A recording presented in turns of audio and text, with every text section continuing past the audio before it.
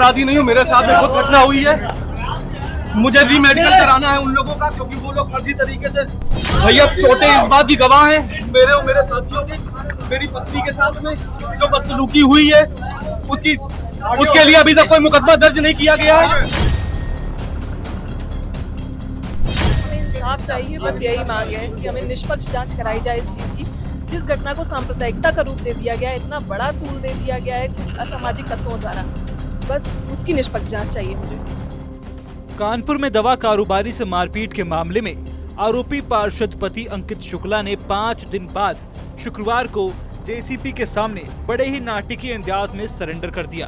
अंकित शुक्ला वकीलों के साथ जेसीपी ऑफिस पहुंचे। वो अमोलदीप भाटिया के साथ मारपीट में आरोपी हैं। उन पर 25,000 का इनाम रखा गया था। दोनों पक्ष बारी बारी से आकर के पुलिस आयुक्त महोदय को हम सभी लोगों को मिले हैं।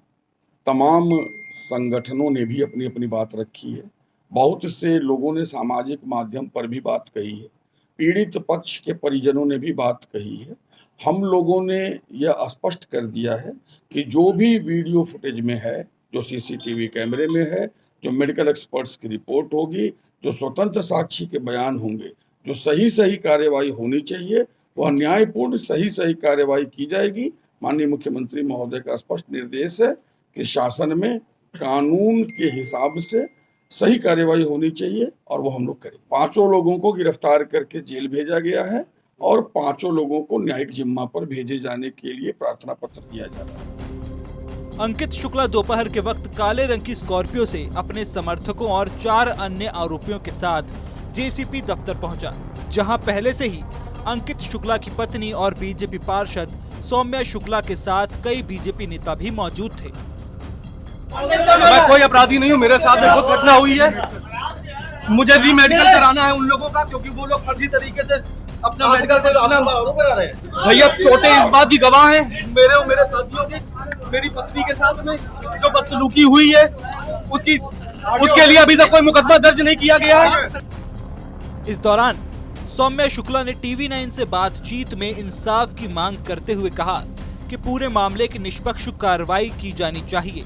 उन्होंने कहा कि कुछ असामाजिक तत्वों ने मामले को बेवजह तूल दिया, जबकि उन लोगों ने ही हमारी गाड़ी में टक्कर मारी थी और भद्दी गालियां दी थी। इसके अलावा सौम्या शुक्ला ने दूसरे पक्ष पर घटना के दौरान अपना हाथ खींचे जाने का भी आरोप लगाया। हमें इंसाफ चाहिए, बस यही मांग है कि हमें निष्पक्ष जांच कराई जाए इस चीज की। जिस घटना को सांप्रदायिकता का रूप दे दिया गया है, इतना बड़ा तूल दे दिया गया है कुछ असामाजिक तत्वों द्वारा, बस उसकी निष्पक्ष जांच चाहिए मुझे। भैया रात में हम सब लोग एक कार्यक्रम से होकर आ रहे थे, तभी इनकी गाड़ी बहुत तेजी से हमारी गाड़ी को ओवरटेक करके आगे आई थी और इतनी बुरी तरीके से हमारी गाड़ी के आगे लहरा रहे थे, जिससे हम सभी बहुत ज्यादा डर गए थे। और फिर अचानक से जैसे ही हमें थोड़ी देर बाद साइड मिला, हम लोग बहुत देर तक हॉर्न देते रहे, पास मांगते रहे, उनके द्वारा पास नहीं दिया गया। और जब हम लोग को जरा सी साइड मिली तो हम लोग आगे गए, इनकी थार गाड़ी ने हमारी गाड़ी को टक्कर मारी और फिर आगे निकले। और फिर इन्होंने क्या किया, मैंने जैसे ही इस बारे में उनसे बोलना चाहा, उन्होंने मेरे बोलने से पहले ही बुरी गालियां देना चालू कर दिया, हाथ पकड़कर घसीट लिया।